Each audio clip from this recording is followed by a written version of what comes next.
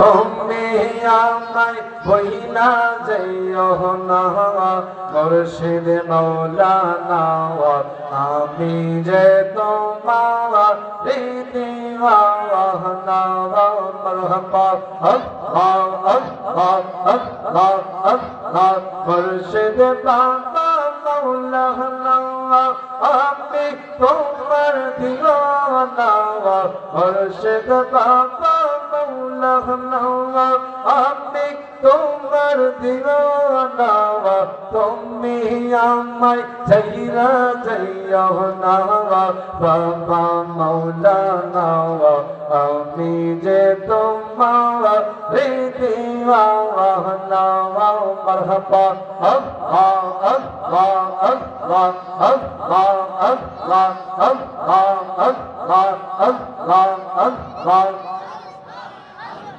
লা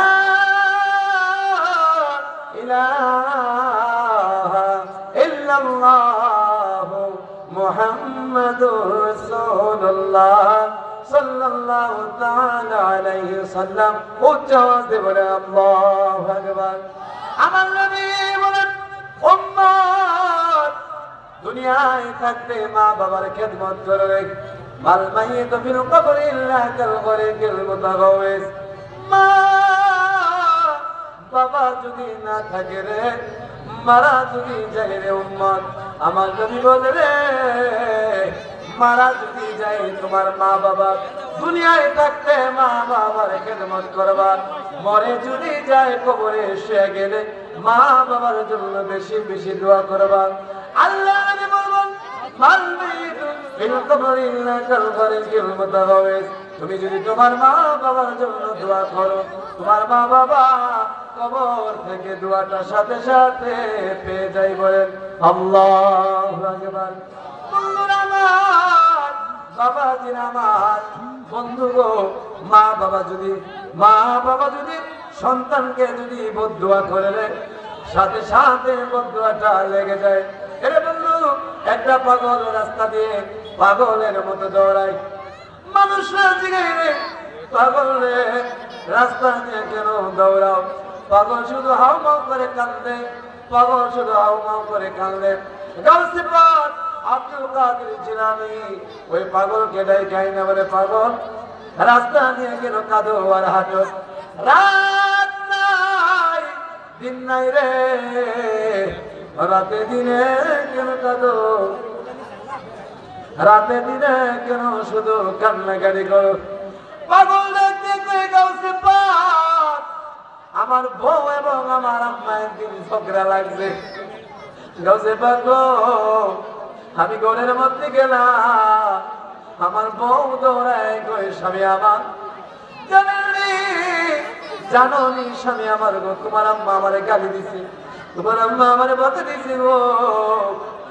এই কথা শুনে আমার স্ত্রীর পক্ষ ধইরা আমি আমার আম্মার একটা ধাক্কা দিয়া জমিনের মধ্যে ফালাইয়া দিলাম। ও চাওয়াজ দি বলেন নাউজুবিল্লাহ। গাছে পাক বললে রে পাগল বললা কি তুমি? সে বলল হুজুর শুধু তাই না, আমার মারে যখন আমি ধাক্কা মারলাম আমার মা জমিনের মধ্যে পড়ে গেল গো, জমিনের মধ্যে পড়ে গেল। আমার মা মাথাটা পাথরের মধ্যে বাড়ি খাইয়া টপটপ করে রক্তগোলা পড়তে থাকলো। আমি আমার স্ত্রীকে নিয়ে ঘরে প্রবেশ করলাম। অনেক সময় পরে আইসা গো দেখি আমার মা ওই জমিনে পড়ে গো, ওই জমিনের মধ্যে পড়ে আছে। আমার মার দেহের মধ্যে আর রূহ নাই। বলেন নাউজুবিল্লাহ। বললো আমার গাছে পাকলে দিয়ে বলে, পাগল রে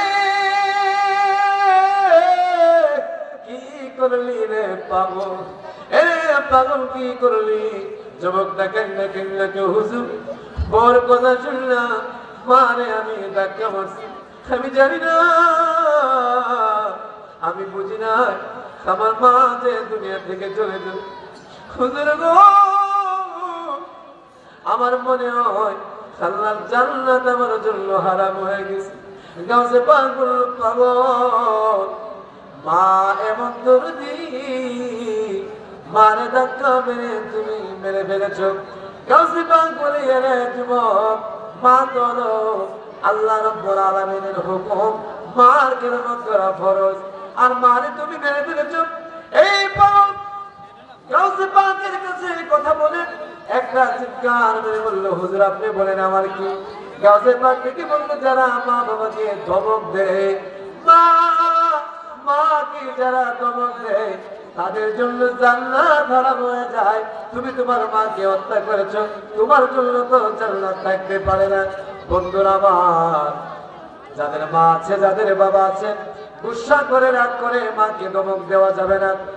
আল্লাহ রাব্বুল আলামিন কোরআনুল কারীমে ফরমান, উফি ওয়ালা তানহারহুমা, মার সাথে বাবার সাথে এমন আচরণ করা যাবে না যে আচরণের ধরন মা বাবা উফ শব্দটুকু করে। উফ শব্দ যদি করে রে আমার আল্লাহ বলে, মা হৃদয়ে যদি কষ্ট লাগে, আমি রব জান্নাত তোমার জন্য হারাম করে দিব। বলেন নাউজুবিল্লাহ। মা হলো, মা বাবা হলো এমন একজন, আপনারা মাহফিলে আসছেন, আপনারা দান খয়রাত করেন, আপনারা নামাজ পড়েন, এই সব কিছু করার পরে অনেকে আছে মা বাবার খেদমত করে না, এমন আসেনি? নামাজ পড়ে সবকিছু ঠিকঠাক আছে, সুদ ছাড়তে পারে না, সুদ খায়, এমন আসেনি? সবকিছু করে ঠিকঠাক ভালো মানুষ, কিন্তু নামাজটা পড়তে পারে না, আসেনি? নামাজ পড়ে সুদ খায়, ঘুষ খায়, বিভিন্ন গুনাহ করে, এমন মানুষও আছে। আবার অনেক ভালো মানুষ কিন্তু নামাজ পড়তে পারে না, এমন মানুষও কি আছে? আপনাদের জ্ঞাতার্থে আমি বলবো, বাবার আমার 5 ওয়াক্ত নামাজ আপনারা পড়বেন, আল্লাহ কবুল করে, বলেন আমিন। মা বাবার খেদমত করবেন, আল্লাহ কবুল করে, বলেন আমিন। মা বাবার খেদমত যারা করে তারা আল্লাহর ওলি হয়ে যায়। আল্লাহু আকবার বলেন। আল্লাহর ওলির ক্ষমতা কি জানেন? একজন আল্লাহর ওলি যখন হয়ে যাবে, সে চক্ষু বন্ধ করলে হাজারো মাইল দূরে কি আছে, হৃদয়ের কলবের চক্ষু দিয়ে সে দেখতে পায় অন্য জায়গায়, অন্য দেশে কি আছে। আল্লাহু আকবার বলেন। সুলাইমান পয়গম্বর, উনার মজলিসের মধ্যে উনি বসে আছেন, এক পাশে বসে আছে জিন, আর এক পাশে বসে আছে মানুষ। জিনের ক্ষমতা শক্তি বেশি নাকি মানুষের শক্তি বেশি? মানুষের। কিন্তু জিন দেখলে তো আপনি চাপেতে ফেলে দেবেন না। এক মোলা মনে করেন একের বেড়ার মতো বেড়া, কেউ ধরে না, সামনে দিয়ে হাতটা চাপতে ছায়া দেখে এক জিন দাঁড়ায় রয়েছে, পা হইল জমিনও আর মাথা হইল আসমানও, এটা তো ভাগ্য হয়ে গেছে। এই অবস্থা। আর যদি মনে করে রাস্তা দিয়ে হাঁটতেছে, 2 কুত্তা চুরিকে বহ করে, এটা ভালো লাগে, হালো বেড়েছে পুরো। বুঝেন কেমন শক্তি মানুষের। বাঘ যদি আসে, বাঘ মানুষ ডরাইবনি? এই বাঘে মানুষকে ডরাইব নাকি মানুষ বাঘের ডরাইব? আচ্ছা চিন্তা করেন, এই মাহফিলে যদি অনেকটা বাঘে দৌড় দেয়, আপনার আগে দৌড় দিবেন নাকি আমি দেব?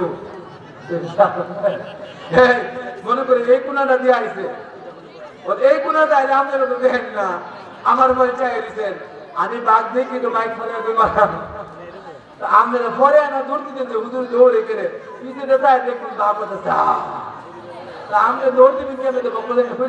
আল্লাহ মানুষের শক্তি বেশি না বাঘের?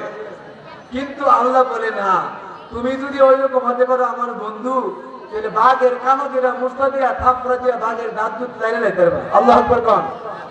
সুলাইমান